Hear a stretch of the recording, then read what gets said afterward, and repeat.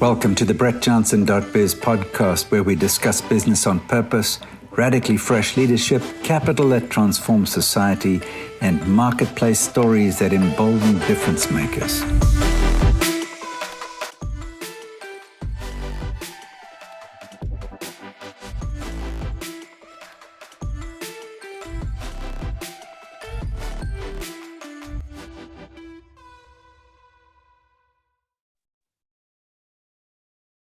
Well, welcome to the BrettJohnson.biz podcast, or the Repurposing Business podcast. I'm here with Franco, Perez. Franco, welcome. It's good to have you. It's good to be here. Thanks for having me, Brett. Yeah, we both happen to be in the Bay Area this week, which is awesome. And I'm here for a 20-year celebration of the repurposing business work that we've been doing. Last week, I had Daniel Kwok of the Kwok Brothers on the show, Franco, and this is a nice segue in because Daniel was talking about how do you invest in real estate. And I ended up by asking him a question, and maybe I should start off with that question. But before we do that, tell me a bit about your background. Where do you come from? And then we'll get into what you do and how you got to be passionate about this. Yeah, so I'll make it as quick as I can. And I moved from the Philippines at a young age. We moved straight to San Jose, or the Silicon Valley area, and we actually moved into a bedroom. Me, my mom, my dad, and my sister as well. This unfortunate situation happened.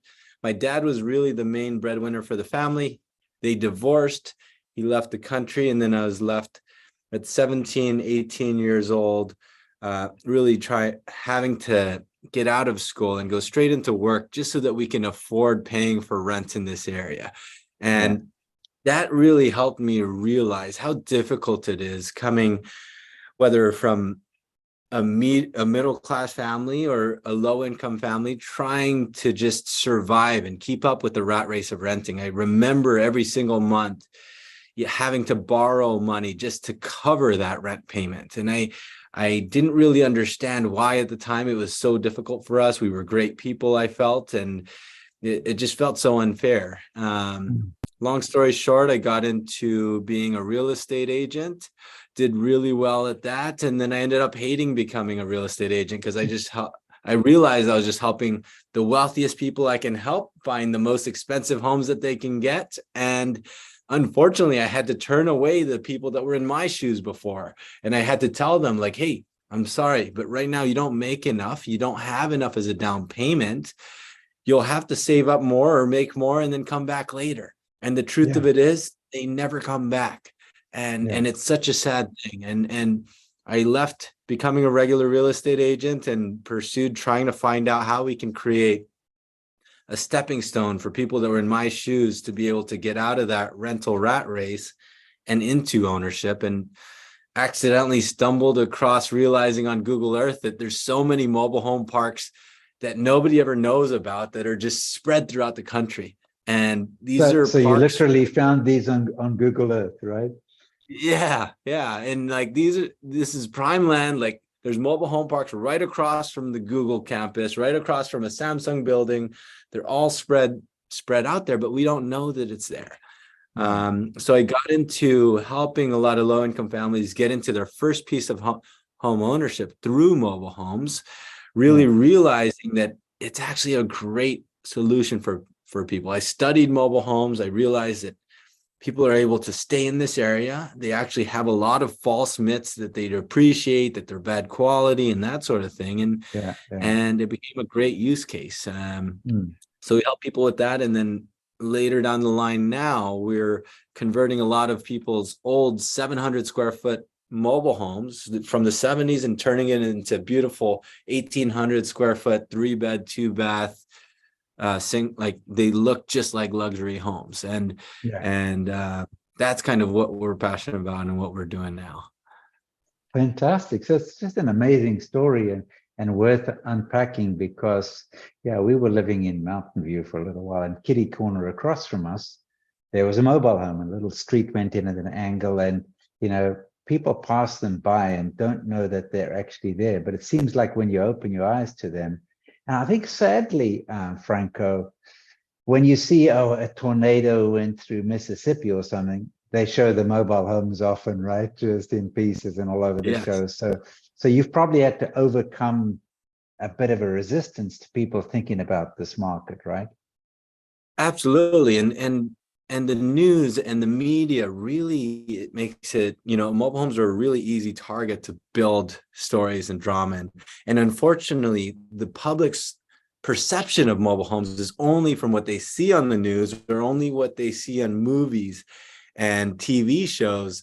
They really only show this to be the poorest of the poor, filled with criminals or bad quality living, where the truth of it is, it's like kind of like apartments. There's apartments you don't want your kids running around, and then there's luxury style apartments in a full spectrum. Yeah. And it's just the same with mobile home parks. There are bad parks that make us look bad, but there are amazing parks that look like a resort, and they shouldn't be completely written off as a non-option for people that want to get out of the rental rat race, right? Yeah. So Franco, I've been looking at tiny home communities in South Africa. Actually, we're working with some guys who've got a novel construction way of doing a lightweight concrete that's, net zero and carbon negative and all of this stuff. So it's got all those cool features, and it looks very hip because it's the polished concrete and, nice looking stuff. And tiny homes are like, oh yeah, tiny homes are hip. What's the big difference between a tiny home and a mobile home? What's going on? Well, I think with all types of innovative housing solutions, I love them all, actually. Anything that's helping create interest in building homes more effectively is the most important thing. So tiny homes are really homes that are tiny. They're like 500, less than 450 square feet most of the time. Whereas in some areas, they're not always as practical. We don't ever see a tiny home work out in San Jose or even in Oakland or the South Bay.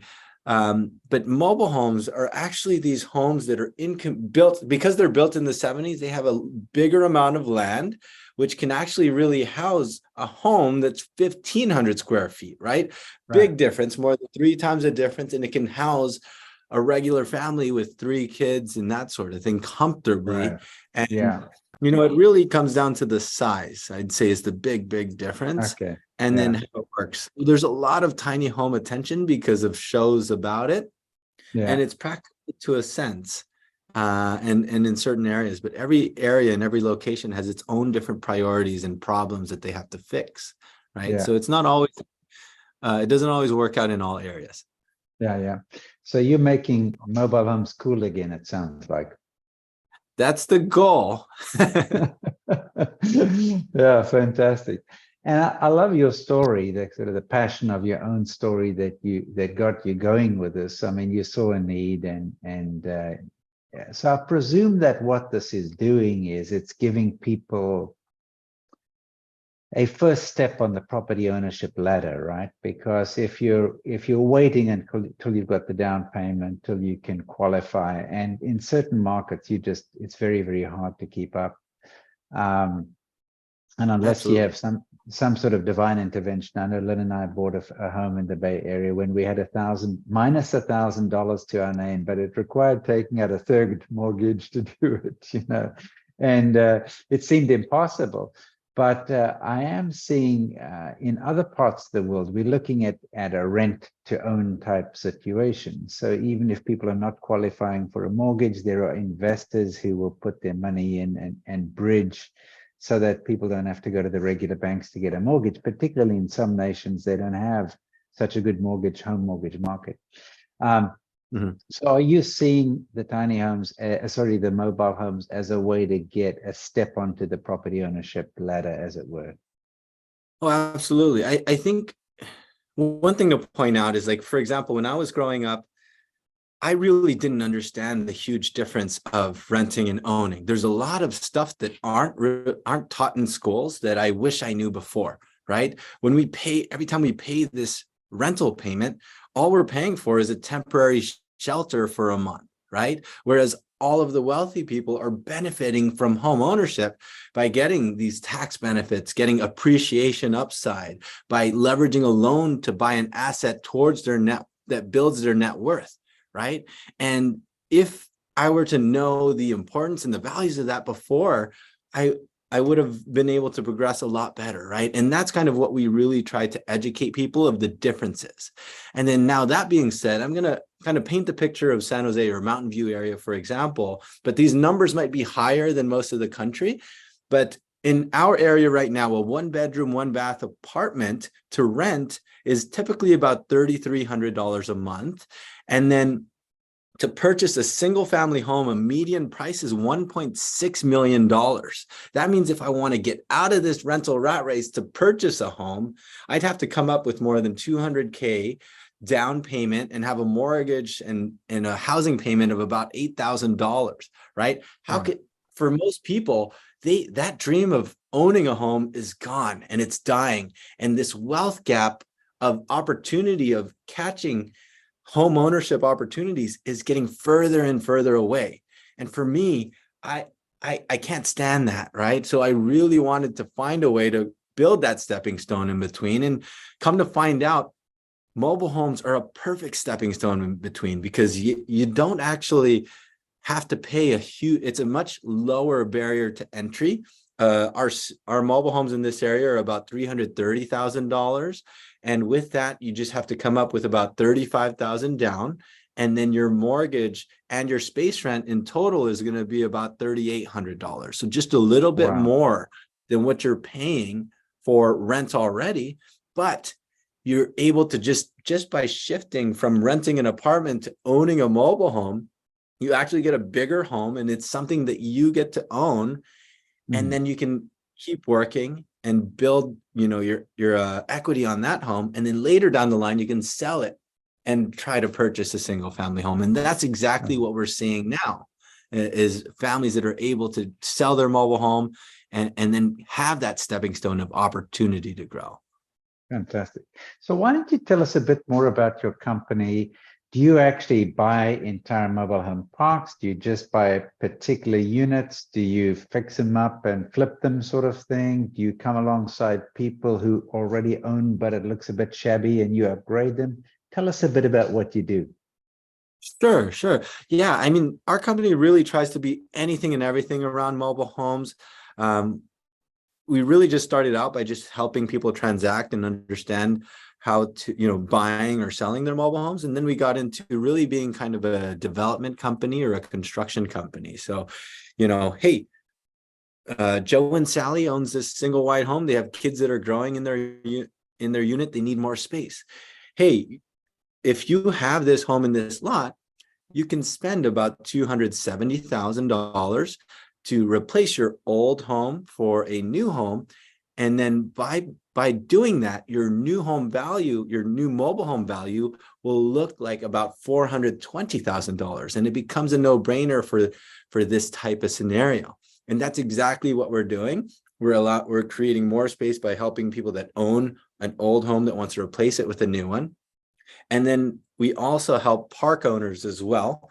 If they have a ton of old homes that they want to replace with new ones too. So we're doing a lot of consulting work for park owners to help them turn their old homes to new ones, because a lot of these parks were built in the 70s and they weren't built for high density housing. And we really don't realize how much space there are on these lots. And I love this whole element of it, because it becomes a benefit all the way around for the park owners, for the residents, for affordable housing for the whole city. And we've just done that repeatedly over the years. So how many homes have you actually been involved in, Franco, one way or another? Selling them, upgrading them? Yeah, so last year, when it comes to the new homes that we've built, it was about 160 that we did. And it's interesting, because we do consulting for park owners, we do consulting for developments and that sort of thing. And then we also do the resale stuff too, of people, not just new homes and old homes as well. But the idea here, and and why we love sharing our story and what we're doing is because we want people to understand that this is a model that doesn't just work in California. I was just consulting for someone in Austin area, any metro area. This becomes a great solution for families, and it helps families like teachers be able to stay in expensive areas when they don't have housing, right? And whether it's through us or anybody, they should see this as as a very valuable option in any area of the country. Excellent, excellent. Yeah. What have been some of your best stories of people who came in and how they progressed? I'm sure that you get a few every week, but a couple of stories that come to mind. Yeah. I still tear up today when I see a family that has been renting for years and never thought they'd be able to own anything really. But there's a bunch of stories that we have. I guess use cases wise, I want to mention too is that we have a lot of people getting into their first piece of ownership out of the rental rat race, but we also have a lot of people, it actually comes from both sides as well. We have people that own large homes and their kids are moved out and they want something less to maintain, less property taxes, and they want to downsize too, right? Wow. So we have a lot of cases where this becomes a beautiful thing for them. They have an old single family home that they either want to sell or rent out or get rid of, and just have a more relaxed new home that they can just design the way that they want it to be and still live near their family. I think location is such an important thing that people don't value.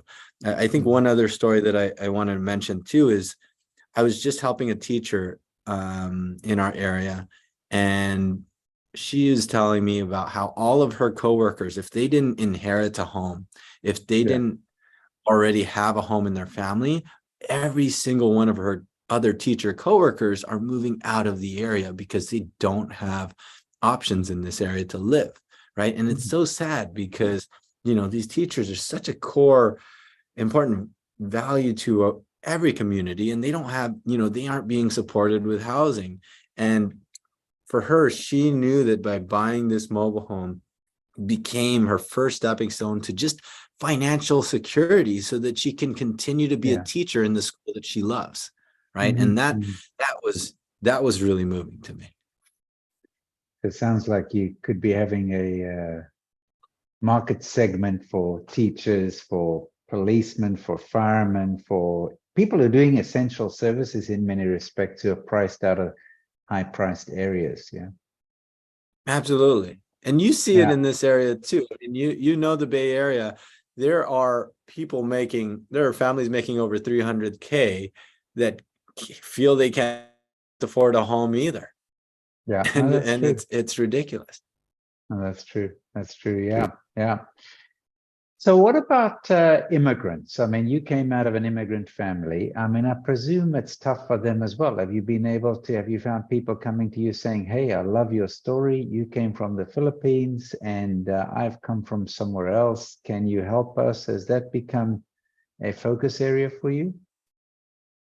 Absolutely. I mean, it's super rewarding to me. I love helping any family really that really appreciates the opportunities that are here. And that's, I think, what we find a lot is that we really help a lot of humble people and humble, hardworking families, right? And we tend to find that a lot with a lot of immigrant families, right? They're very hardworking. They want to really wherever country they came from, there wasn't opportunities for owning, and this becomes a perfect stepping stone for them too.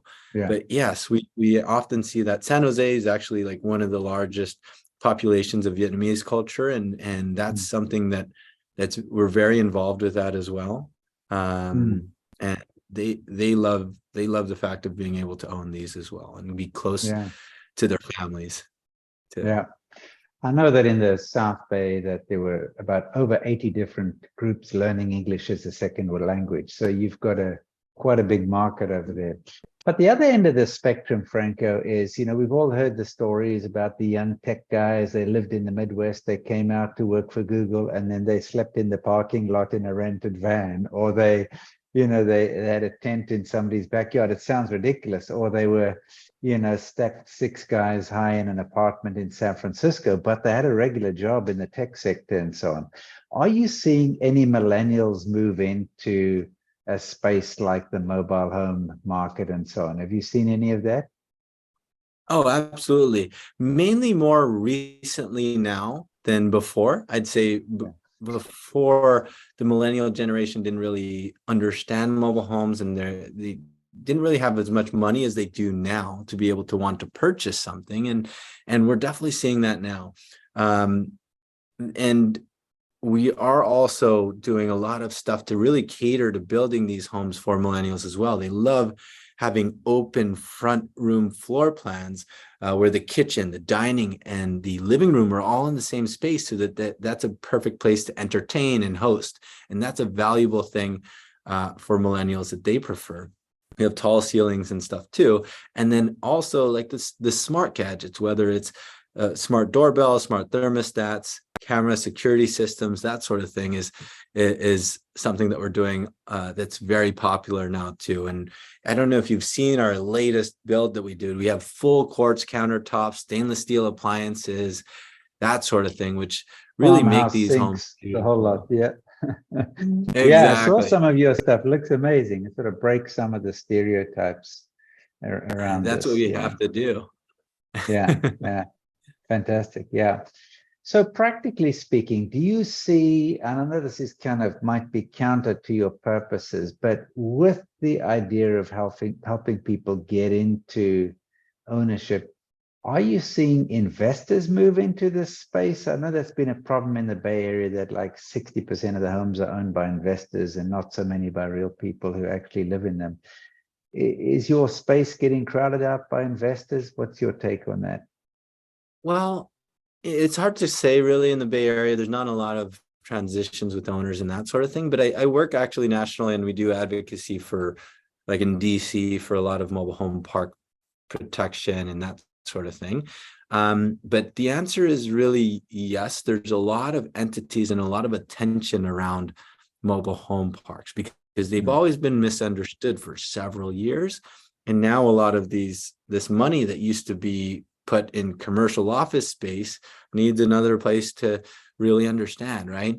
Now, that being said, now that they're being more understood, we're seeing a lot of entities that are acquiring parks and that sort of thing. And then also what I like to see actually lately is that there's entities that are building mobile home parks. I just had a conversation for someone that we're planning on opening a mobile home park near the Reno area and that sort of thing. And it's really being able to be the best case scenario to build a large amount of homes and units at the fastest rate for an area that has new jobs, like this Tesla plant that they're building near Reno. And it just becomes a whole new movement that's happening. And not only that, but the construction of the way these homes are being built is really innovative and really going to help the future of housing in the future. Yeah, sounds fantastic. And so as the population moves, and are you thinking, I presume that a lot of the owners of the mobile home parks are like older dudes who've been around since the 1970s and so on. Are you going to see wholesale changeover of people selling out parks in their entirety, would you say? We are starting repurposing of the parks. Yeah, we are starting to see, those are two different questions, but we are starting to see a lot of movements with sales and transactions and that sort of thing. And big hedge funds or entities that are getting into these communities as well. There's good owners and there's bad owners. But we are seeing a lot of movement. I think that's why we were in DC, is really to protect and preserve these mobile home parks. it's not really a big. So now, and then when you say repurpose these mobile home parks, that's a whole nother conversation. There's never a lot of great use cases. However, there are some where it makes sense to repurpose these mobile homes, communities, and replace it with something like a high rise or that sort of thing. The one key thing about that is there are major protections that kind of like eminent domain, which protect the resident's asset and the residents themselves. So if it does close down, they are obligated to make payments and of what their home is worth, and there's protections that way. And then the other is because these mobile home parks are misunderstood, there are entities that are trying to close this down. But that's something that we that's why we create our YouTube channel. That's why we go to DC all the time, is to show these senators, these lobbyists and that sort of thing, the value that mobile home parks provide. But there's a lot of attention and a lot of buzz about mobile homes lately, and it's going to be interesting and exciting. Yeah. So let's chat a bit about the community aspect, Franco, because I know it's not just about brick and mortar and quartz countertops and, you know, zinc, nice sinks and all that kind of stuff, and the tech environment. So tell us a bit about the community aspect of the thing and what happens there, and how do you foster community? Oh man, I love that you asked that. You know, one thing I wanted that I didn't mention was that every resident in these mobile home parks, you know, because it's classified as low income, they need to be owner occupied, and it's a very valuable thing. And that's actually why I love this. So you have everybody in this community owns their mobile home, right? They don't own the land, but they do own the home, which means they have an investment in their unit. They take care of their home. They, you know, they have a sense of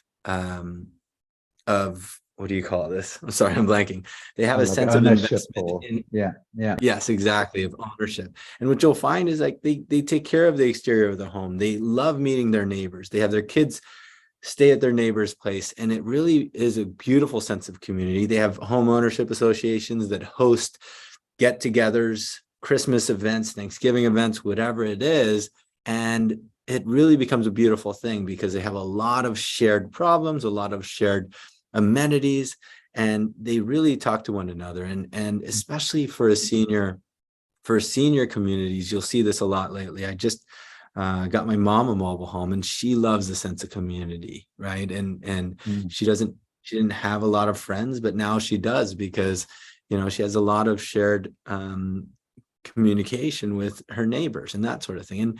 And on our channel, we show how beautiful these really become. They have great greenery. They have a swimming pool. They often have a gym, billiard room table, and it becomes quite an amazing place to be. And there are a lot of park owner entities that are getting these communities and doing it right. They're building up the amenities and building up the lifestyle of these communities as well. Yeah. Sounds like that's been a passion for you. Now, when you're consulting to mobile home park owners, are you consulting around the community aspect as well? Yes. Yeah. So we help with that, and we help. How do we raise the value of the park? What amenities really make a difference for senior parks versus family parks? You know, whether it's playgrounds, swimming pools, that sort of thing. And, you know, it's really all about how do we improve the housing system all the way around, right?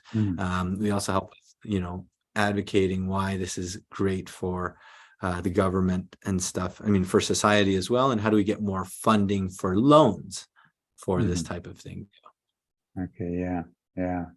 I'll get back to the loans in a moment, but Apartment Life is an interesting organization. You might have come across them, and they will place people in an apartment block to take care of the community, to provide community activities, to host social events, and to make sure that the people in the apartments are cared for and feel like they belong. Consequently, they have much lower turnover of people, probably 3 times the average in terms of the length of stay. Are you seeing people, do you have kind of hosts who host community in your mobile home communities and who really take ownership of the community aspect? Yeah, I mean, there's every park has its own different vibe and feel, but usually, yes, is like an HOA entity that really does that organization and lifestyle of bringing people together. They also have like neighborhood watch and that sort of thing, and it's really nice because and they also have school kids events as well. So it's quite amazing. And speaking about apartments too, is that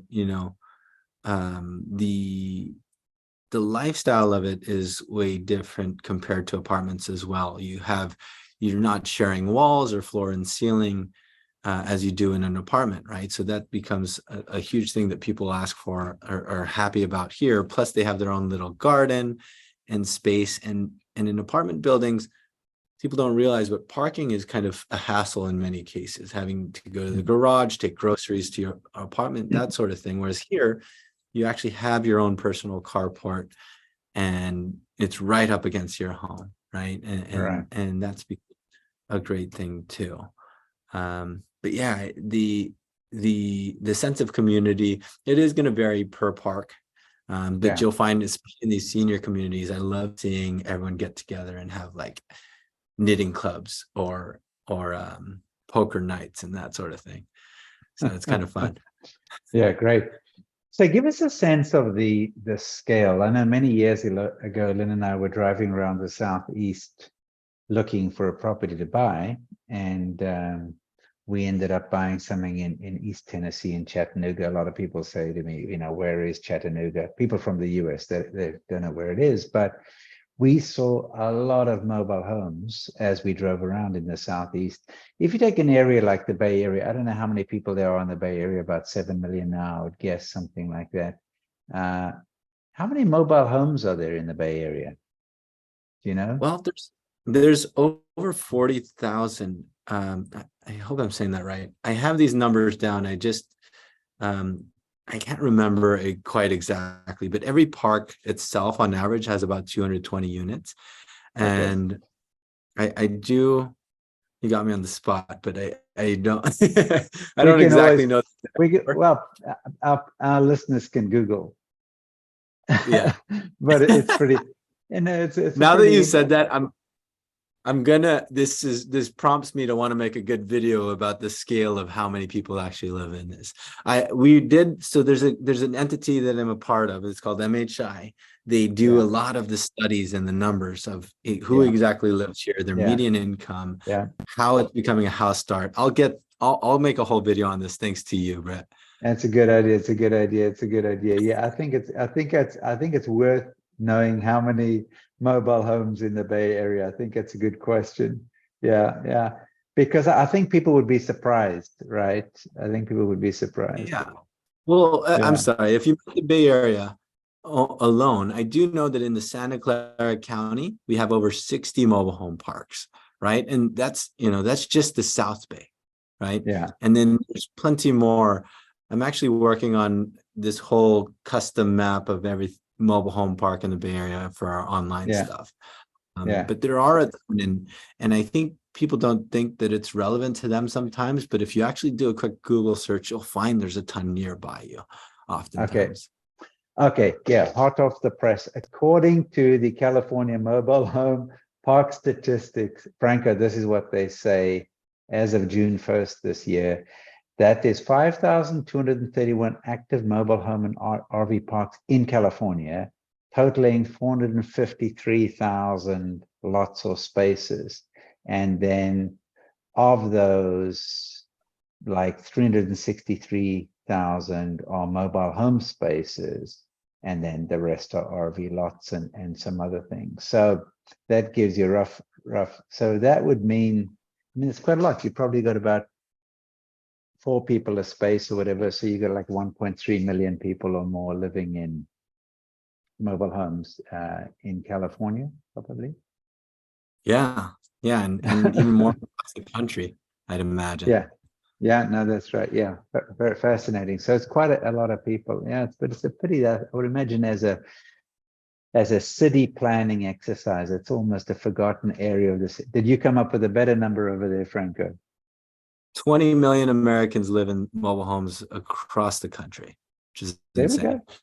Yeah, Yeah. it's a lot of people. Yeah, but if you see it as a stepping stone into building equity, and I just was looking this morning at a company that is building net zero homes, and in South Africa, part of what we're looking at is carbon negative homes, and we're looking at the notion of, yeah, you actually do something for the environment. The place is hip, it looks cool, etc. You don't own the land, but you do have equity that's growing in the place, and there's the carbon negative benefits, if you like, the carbon credit benefits as well. So it's quite an interesting angle to pursue. We should talk about that sometime. Right. Yeah. Yeah, go ahead. So when I was in DC, I should invite you next time this happens, but there's this innovative housing event right on the state capitol. We actually built a manufactured home right next to the state capitol building, and it was a beautiful sight. It was there to really show, this is where we were telling everyone that was there, these lawmakers, to come out and see what this home looks like, because our perception of mobile homes are all trailer trash style things. But if they actually come and can see it firsthand, the quality of these homes, it's a beautiful thing. And I got to invite you next time. It's closer to you in Tennessee than it is for me. So, but over there they had a ton of concepts. They had container homes, they had 3D printed homes, that sort of thing. I love all the new interest in how do we create more affordable housing, because we are facing a huge problem when it comes to how we build homes. Most of our labor forces are over 45 years old and they're ready to retire. And then we don't have enough young people that are excited about working with a hammer, right? So if we don't figure out how to build housing more effectively, we are going to have a huge problem. I really compare this to how cars were originally only built for the rich and the wealthy to afford until it was built on an assembly line in a process-driven way that we were able to build the cars at scale. And that's exactly what we're doing today. We're building these homes now on an assembly line, keeping the materials affordable, keeping the labor way more affordable, and in the end, having a more affordable home for everybody. And I love the attention on it, and that's exactly what we're striving to. Yeah. Some years ago, we went to a small town, Fredericksburg in Texas. I think it's called Fredericksburg. And we rented a place on Airbnb. And it was a Sears and Roebuck kit home. It was over 100 years old, but they had the original thing that was like $1,200, and it arrived flat packed, and you put up your own home back then. And it's still standing, 100 years later. So I think there are certainly economies of scale, and all of the insulation, the reduction of waste, the building and the electronics, all sorts of things like that. I think we do have to rethink the way that we build. In fact, the guys that we're working with in South Africa, what they've come up with is they are making a lightweight concrete out of bio waste, so trees that have fallen down or alien vegetation that shouldn't be there, and so forth, and garbage, so plastics and other garbage, not heavily refined, but garbage and so on, and ash and secret sauce. They have a secret sauce and they put these things up, but you are able to build them off site, just put them on the back of the truck and take them down and so forth. These are smaller than our first house that we owned was 700 square feet, and but it sounds like your mobile homes, you can scale up quite a bit. What's the average size you're seeing now? Historically in the 1970s, I would imagine these were 800 square feet or something. What's the average size of a mobile home you're seeing now, Franco? Now we're seeing really an average size of about just under 1,500 square feet. So if you want to imagine the width and the length of these are about 24 feet by 60 feet long, right? Okay. So we have a lot of room to work with. And we can, to be honest, design the floor plan however makes fit for senior communities and how they like to live, and millennials, how they like to live, and Gen Z in the future too. Mm-hmm. So tell me a bit, are there, I know with some mobile homes, there are tax benefits. You get quicker write-offs if it's mobile technically versus if it's not, if it's fixed. Do you have advantages there? Are there special laws and regulations that apply from a tax perspective that are advantageous for the owners? It is going to be different per state, but part of what homeowners get a benefit from is they're able to write off the interest on what they pay. So that's one thing that's better than when it compares to renting. And then when we're comparing to single family home ownership, 1% of, and this is going to be different per area, 1% of a $2 million home versus 1% of a $300,000 home. An annual tax payment is a huge difference, right? So some people are paying over $1,000 a month on taxes, right? Whereas here it's about many times less than $2,000 for an annual payment. That's kind of a big benefit too. Yeah. I know in Tennessee, we just acquired and then remodeled. I mean, we bought an 80% complete tiny house, which turned out to be about 15% complete. But anyway, we finished it up. But the fact is, our tax guy said to us, because it's got wheels, you can do the accelerated depreciation and you can write it off in a year, which we didn't know. Oh, yeah. So there are, it's interesting to hear. I don't know, as you said, it might vary from state to state. It does. I've also heard that before as well. And I do know it's more for tiny homes registered under DMV that we can do that. For the ones we build are a little bit different because it's HCD. But yeah, it is going to vary per state. Okay, so is it easier to qualify for a mortgage? So say now I'm a young millennial in the Bay Area, I've qualified, I'm a computer engineer or whatever, and a software engineer, and I come and I work at a high-tech, I've got a job, but there's no way I can get into the housing market. I can either rent a place with 5 of my buddies and we all share a room and we leave the dishes in the sink, or I can buy a mobile home. So, what does it take to get into it, and what are the mortgage requirements? What do I have to show to be able to get in the game? Yeah, so it's very similar to regular real estate. They want a housing ratio to be about 40-45%. But with that being said, it really comes down to what's available in your market and how expensive homes are and mortgages are compared to how much you make, right? If you make, in our area, if you make $250,000, you still can't be an entry-level owner of a single family home. Whereas in a mobile home, you can make about 100,000 and qualify for a nice newer mobile home, right? Those numbers I realized are really unique to our area, but if we imagine like in Texas, those ratios can be much lower as well. And those prices can be much lower.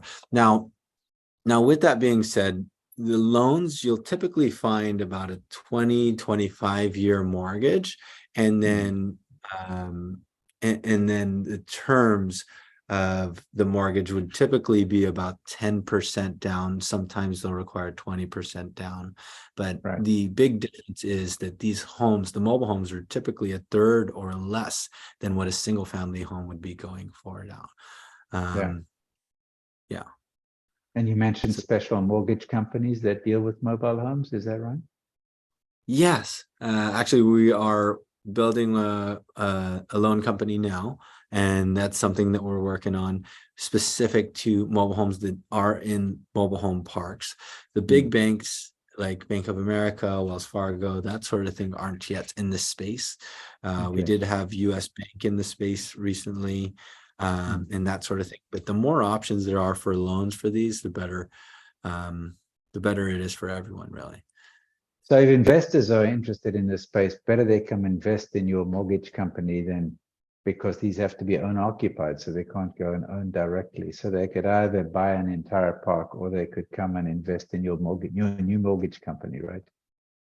Yeah, absolutely. And we we do a good job of, we work with good partners, and it's a different risk profile. And what's beautiful is that it's a space that's misunderstood, and because we have the research and the expertise in this, we know every single element of it that can be a concern.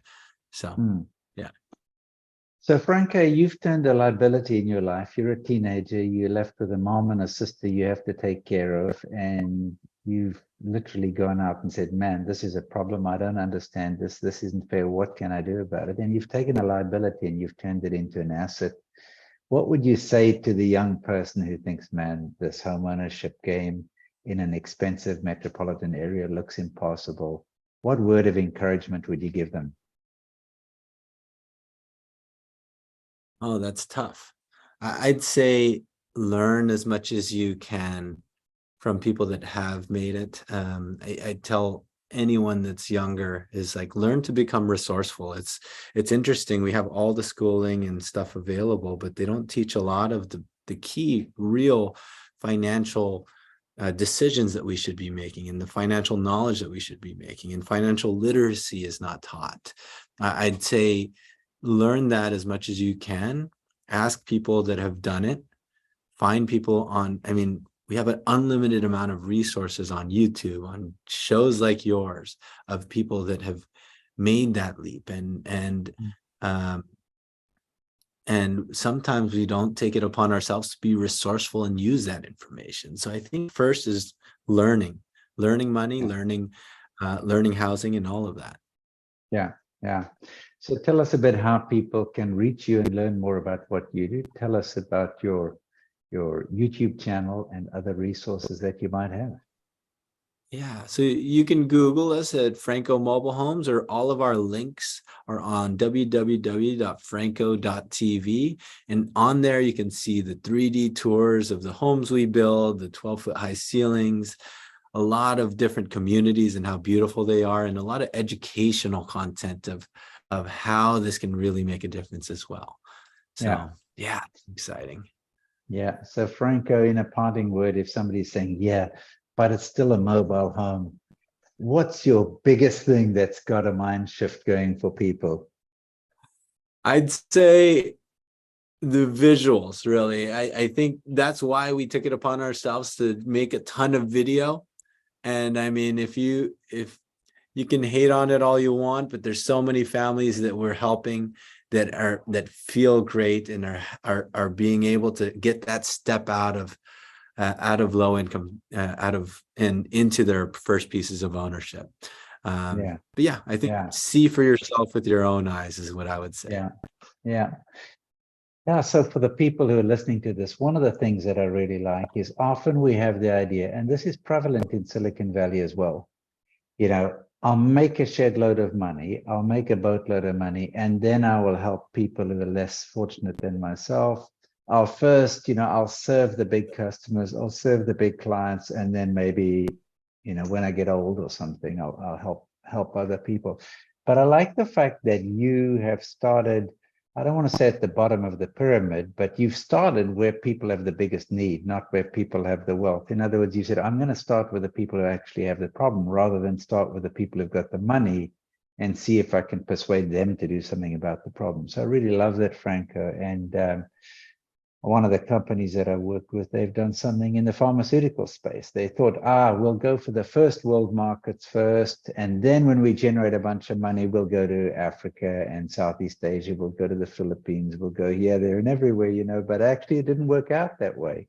So they're serving the people who can least afford the expensive pharmaceuticals first. And I love that, because it's a great thing that you're doing. And I love the fact that you've got a heart for people who just otherwise cannot get into the home ownership situation and begin to build equity. So thanks for what you're doing. Appreciate it. And look forward to seeing exciting things in this space. I'm excited as well. And I love what you said. I want to say one thing based on what you said, because I think a lot of people want to become a business owner and strive to make money. And with what you just said really clicked with me, because I think there's a lot of people there that really care more about purpose and the impact they're creating over the money. And I think that's such an important thing that people should realize too, because for me, knowing that we make a difference wakes me up every single day and drives me to hustle and help more people. Hopefully more people can do that as well. Yeah, Franco, many of our listeners will be people of faith, and I know that when they look at the investment side, and if they've got a choice about I can invest X amount of money over here and get a return, or I can invest over here, get a return, but I can make an impact, they would rather go for the latter. And so it sounds like this is a good space to make an impact and to actually uplift communities. Absolutely. Yeah, fantastic. Well, thank you, Franco. Much appreciated. Thanks, Brett. Love what you're doing. Thanks.